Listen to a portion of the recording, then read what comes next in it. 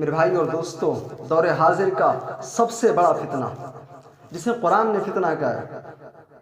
شرک کا فتنہ۔ ایک انسان اللہ کو چھوڑ کر کے غیروں کی عبادت کرے، اللہ کو چھوڑ کر کے غیروں سے منتیں مانگے، اللہ کو چھوڑ کر کے غیروں سے امیدیں وابستہ کرے۔ میرے بھائی اور دوستو، اس روئے زمین کا، اس کائنات کا یہ سب سے بڑا انیائے ہے کہ انسان اللہ کو چھوڑ کر کے غیروں سے امیدیں وابستہ کرے۔ اور یہ ایسا گناہ ہے اور اتنا خطرناک جرم ہے کہ اللہ تبارک و تعالیٰ نے اس کے بارے میں بڑے صاف لفظوں میں کہہ دیا، فرمایا ان اللہ لا یغفر ان یشرک بہ ویغفر ما دون ذلک لمن یشاء۔ اللہ نے فرمایا کیا میرے بندے، میں تیرے اور گناہوں کو معاف کر سکتا ہوں، تیری اور غلطیوں کی اور گناہوں کی معافی مل سکتی ہے، لیکن اے میرے بندے اگر تو میرے ساتھ کسی کو شریک کرے گا، میرے ساتھ شرک کرے گا تو میں شرک کو معاف نہیں کروں گا۔ میرے بھائیوں اور دوستو،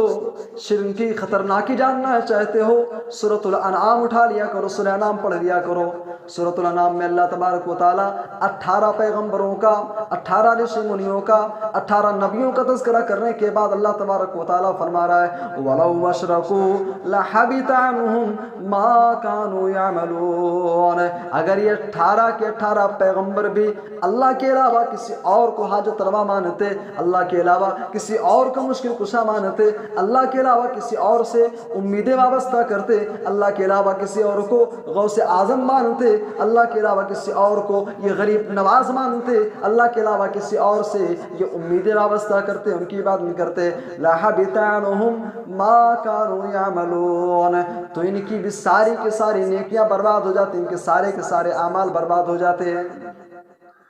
میرے بھائی اور دوستو، شرک کا فتنہ بڑا خطرناک فتنہ ہے،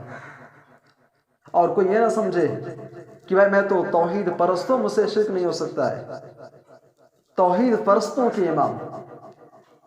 موحدین کے امام سیدنا ابراہیم علیہ السلام، قرآن حکیم ان کے بارے میں کہتا ہے حضرت ابراہیم علیہ السلام اللہ تبارک و تعالیٰ سے دعائیں کیا کرتے تھے، اور جانتے کیا دعا کرتے تھے؟ وَجُنُوبْنِي وَبَنِيَّ أَن نَّعْبُدَ الْأَصْنَامَ، اے اللہ تو مجھے اور میری اولاد کو شرک سے محفوظ رکھنا۔ وَجُنُوبْنِي وَبَنِيَّ أَن نَّعْبُدَ الْأَصْنَامَ، اے اللہ تبارک و تعالیٰ تم مجھے اور میری اولاد کی حفاظت فرما، کہیں مجھ سے اور میری اولاد سے شرک نہ ہو جائے، شرک جیسے خطرناک جرم کا ارتکاب نہ کرنے۔ میرے بھائی اور دوستو، موحدین کی امام سیدنا ابراہیم علیہ السلام کا حال یہ ہے کہ وہ شرک سے بچنے کے لیے اللہ تبارک و تعالیٰ سے دعائیں کیا کرتے تھے، تو ہماری اور آپ کی کیا اوقات ہے؟ میرے بھائی اور دوستو، اللہ سے دعائیں کرتے رہو، اور جان لو سنن ترمذی کی روایت ہے، اللہ کے نبی صلی اللہ علیہ وسلم نے فرمایا لا تقوم الساعہ، کہ لوگوں قیامت قائم نہیں ہوگی حتی تلحق قبائل من امتی من المشرکین، یہاں تک کہ میری امت کے اندر بھی شرک پایا جانے لگے گا۔ میرے بھائی اور دوستو، آج بخوبی آپ مسلمانوں کے محلے کا، مسلمانوں کے علاقے کا آپ جائزہ لے لیجئے، مسلمانوں کی بستیوں کا آپ جائزہ لے لیجئے، ہر بستی کے اندر، ہر علاقے کے اندر ہزاروں مشکل کشا آپ کو مل جائیں گے، ہزاروں اولاد دینے والے مل جائیں گے۔ بھئی ایک مسلمان لا الہ الا اللہ پڑھ رہا ہے، محمد رسول اللہ کی اقرار کر رہا ہے، وہ اللہ رب العالمین کے تنہا معبود ہونے کے اقرار کر رہا ہے، وہ لا الہ الا اللہ پڑھ رہا ہے، لیکن اسے لا الہ الا اللہ کا معنی نہیں معلوم، اسے مطلب نہیں معلوم ہے۔ میرے بھائی اور دوستو، تو اس روئے زمین کا، اس کائنات کا سب سے بڑا نیائے، سب سے بڑا ظلم، سب سے بڑا جرم، سب سے بڑا گناہ شرک ہے، جس سے بچنے کے لیے انسان کو بس تدبیروں کے ساتھ ساتھ دعائیں بھی کرنی چاہیے کہ اللہ تو مجھے شرک سے